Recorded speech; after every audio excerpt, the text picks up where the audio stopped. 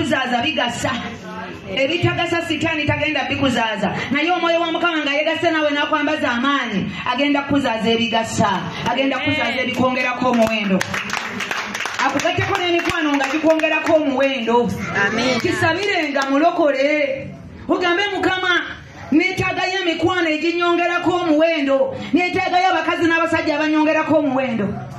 Mukama yeebazibwe. Nova mu mpalaniraako nova mu lugambo olutategeerekeka.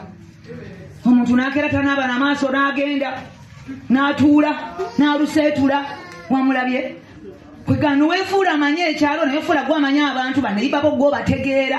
Mulokole weekwate ku Mukama afuuke amaanyi go weekwate ku kigambo kya Katonda.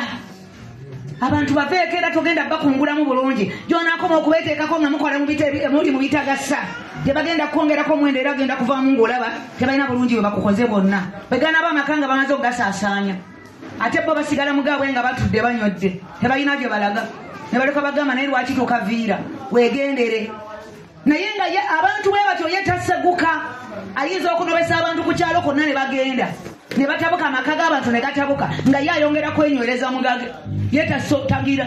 Mukama yeebazibwe.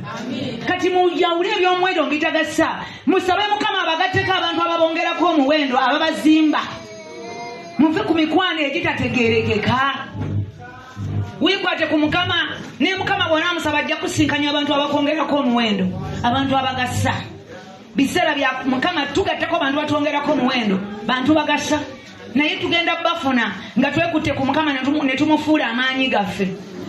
Wabadde yekutte ku baana b'abantu mbadde nsaba olwaleero bate weekwate ku Mukama afuuke amaanyi go. Bw'ana afuuka amaanyi go buli kirungi kigenda kwegattako kubanga Mukama yaleeta ebirungi n'emikwano ebirungi yagikola ki yagireeta abantu abalungi abatuufu yabakola ki kati gwe weekutte ku bantu be weegattako bakujja ne mu Katonda bakutule gy'otalina kulaga abaana bo batule gy'otalina kubatwala kubanga nabo bakugamba tugireko eno bakuyingiza amasabo bakutute mu kereziya ono fire bwe lunaku lw'amatabi n'abaana nobaga mugende munyenye amatabi abaana bo ne banyenyeza amatabi mu kereziya naye nga ojjudde omwoyo omutukuvu kubanga weekwata kubitategeerekeka fuula Katonda amaanyi go.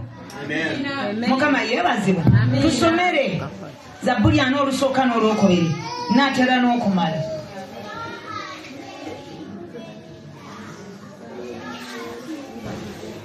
Zabbuli essuula 4 olunyiriri olusooka Psalms 40 verse 1 nalindirira Mukama n'okugumiikiriza. 46 Zabbuli 46 olunyiriri olusooka Psalms 46 verse 1 Katonda kye kiddukiro n'amaanyi gaffe. Dawudi n'akeera n'agamba nti Katonda kye kiddukiro n'amaanyi gange. Omubenzi ddala atabulawo mu kulaba. Omubenzi ddala atabulawo mu kulaba ennaku.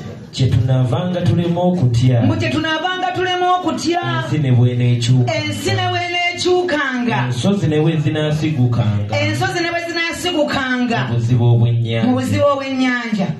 Togenda kutya kubanga Katonda kye kiddukiro n'amaanyi go mu biro ebyokulaba ennaku. Mulokole weekwate ku Mukama afuuke ekiddukiro kyo. Afuuke gwe ekiddukiro kyo y'ani olwaleero. Oddukirako wajjajja kuwa ku buddagala kubanga olinayo mukwano gwo atakwongerako omuwendo atakuzimba akuzimbula mu Katonda n'akulagira mu bajjajja abagaba obuddagala bw'okufuuwa emmiri n'okunyokeza. Mukama yeebazibwe. Nze ngenda nkizuula nti mulimu abantu nga balokoka bitundutundu temulokokanga. Era mukyanyokeza obuddagala kubanga olinayo mukwano gwo atuuza n'akubulya n'agamba nti yadde walokoka neebeeramu amagezi tolina kuleka byansi. Era osoba mpolampola n'ogenda mu bagaba obuddagala ne babukuwa n'otandika okufuuwa emmiri n'onyokeza. Naye nga walokoka Mukama yeebazibwe. Mulokole fuula Katonda ki nti Katonda kye kiddukiro n'amaanyi gange mu kulaba ennaku mu biro ebyokulaba ennaku. Mulokole fuula Katonda ekiddukiro kyo fuula Katonda amaanyi go mu biro ebyokulaba ennaku. Mukama yeebazibwe. Ne bw'oba olwadde bano abakulagira naye naawe olwadde nnyo wandibadde okola bw'oti tobawa matuugo baagala kujja mu Katonda. Mukama yeebazibwe. Waliwo asobola okuwonya okusinga Mukama. Obulamu obuli mu ngalo za Mukama n'omukka gw'ossa yagukuwa kati walemenga omuntu okuwugula ng'ogendeko mu bajjajja bakuyambe bajjajja bagenda ku obudagala obunyokeza ate bigaane naye ng'oyonoonye wa mukama oyonoonye ku mukama. Aleluya. Olunyiriri lugenda kubeera olwokusatu. Tusome olunya olwokusatu n'olwokuna tulebe engeri ki gye tugenda okusobola okwambazibwamu amaanyi agagenda otuzaaza ebyo eby'omwoyo bye tulina okusaala okirote mu kirooto ate ne muliwo kiveeyo okirabeko n'amaaso go. Mukama yeebazibwa. Tusomere Isaaya 35 olunyiriri olwokusatu. Sigenda kulwawo nnyo kuba ndaba obudde bwakoze eki. Ngenda gezaako okufunzafunza. Isaaya 35 olunyiriri olwokusatu. Munyweze emikono eminafu. Tugenda kunyweza emikono egibadde eminafu. Mulokole bw'oba onaabaako ky'ozaala mu sizoni eno genda kunyweza emikono egibadde eminafu. Ogiwanike mu bbanga okowole Katonda wo nga bw'otamukobolangako. Mukama yeebazibwa. Mukakase amaviivi agajugumira. Tugenda kukakasa amaviivi agabadde gajugumira. Ofukamire onyweze viivi okowole Katonda wo. Timunyweze emikono eminafu. Mukakasa amaviivi agajugumira. Omuntu afukamira bw'oba osaba abamu ofukamira kaba kabonero akalaga nti bwe towaziza eri Mukama. Owanika emikono mu bbanga n'ogamba nti Mukama ansazeewo. Buli kye neetaaga nzikiriza kigenda kuva gy'oli. Katugenda kakasa amaviivi agabadde gajugumira. Bwe kuba kufukamira kusaba osimbe eviivi okowole Katonda wo. Ekyo kye yateesa mu bulamu mu bironga bino okuzaalibwa okizaale.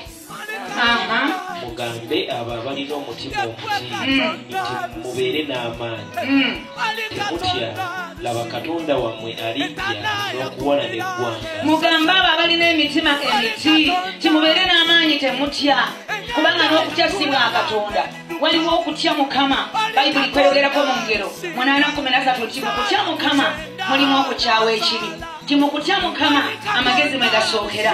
Naye kuno okutya kwayogerako kwe kutya kwa Sitaani kwayambaza abantu n'awali omukisa n'okankana n'otya n'ebitategeerekeka.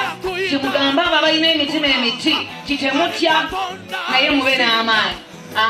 Temutya, laba Katonda wammwe alijja n'okuwola n'eggwanga. Mbu tetutya.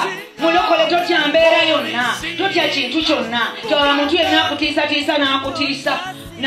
Muntu yenna agezaako okukola ebikutiisatiisa. Oli ne bw'ayogera ebikutiisatiisa sigala ng'olina omutima ogutatya. Agambye mutemutya. Mukakase emiki. Agambye temutya. Mukama yeebazibwe. Kati ani abadde yeetiisa? Olina olubeerabeera lw'olaba naye kati wenna watidde. Wenna tonasasula school fees wenna otidde. Mulokole weeyambula omwoyo w'okutya kuba magombe. Okutya kwa Sitaani. Era bw'ogenda mu Timoseewo ekisooka. Meka. Timoseewo